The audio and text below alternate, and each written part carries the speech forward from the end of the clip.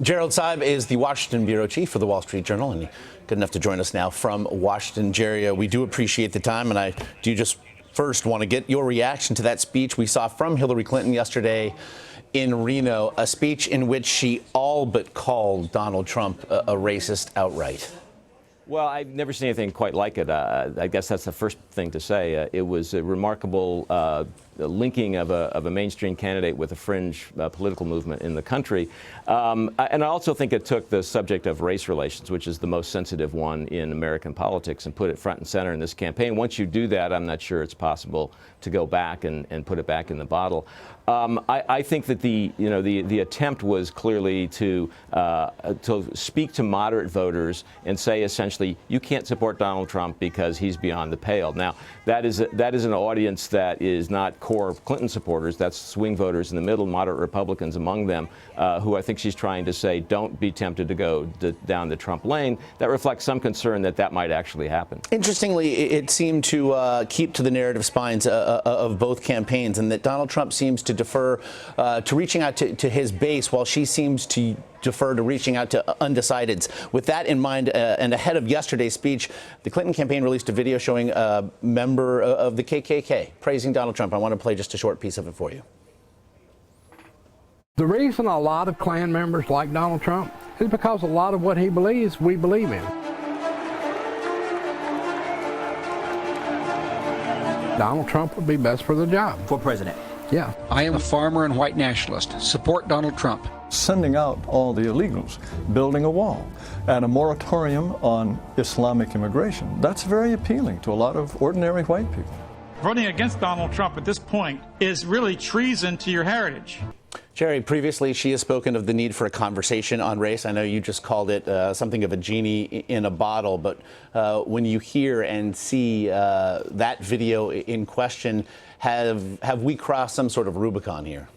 Well, it's not subtle, that's for sure. And I mean, there's the guilt by association game is always a dangerous one, I think, because it can be played on both sides. And, I think one of the things that created a problem for Donald Trump was that he wasn't probably aggressive enough at the beginning to denounce this kind of white supremacist support, but I think he's done that since. I don't think it's the sort of thing that clears the way for a kind of a sane, rational, calm conversation about race relations and issues that actually affect minority communities in this country. And you would hope, at least, that maybe this dust might settle a bit and that we could get to that point in the campaign dialogue. I'm not optimistic, but maybe that would be the goal of people in the middle. And when you look at the 48 hours prior to Clinton's speech, you see Donald Trump repeatedly call Hillary Clinton a bigot, very plainly, arguing that policies she'd supported hadn't worked for minority communities. Of course, bigoted policies and being called a bigot are two different things here. What then do you make of that charge as preemptory strike?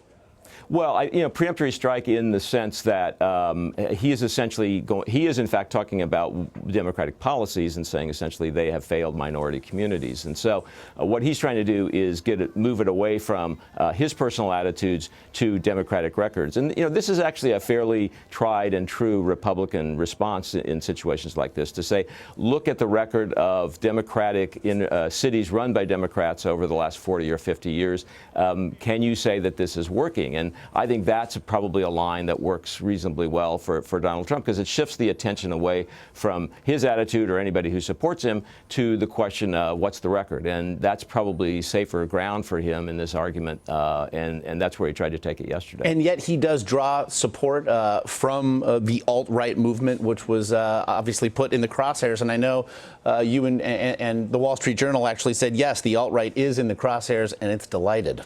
Yeah, they are. They're happy to have the attention. They're happy to have the oxygen, and that tends to be what happens in situations like this.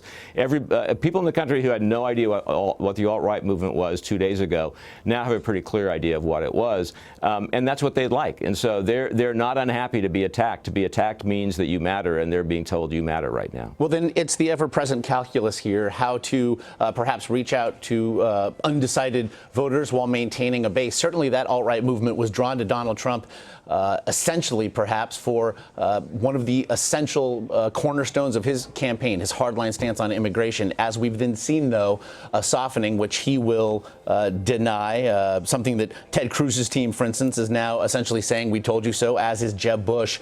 What do you make of the line that Donald Trump is walking here?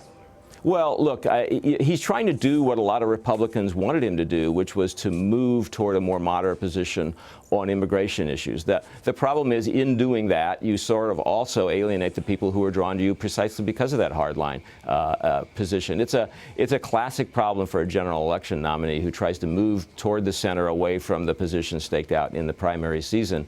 It's difficult to do, and it's proving difficult for Donald Trump because you have to basically convince the people who came to you because of your primary season position you're not really doing a 180-degree turn. You're just moderating a bit and hope that they'll accept that as the price you pay to win a general election. Jerry Seib there in Washington of the Wall Street Journal. As always, your insights very much appreciated. Thank you.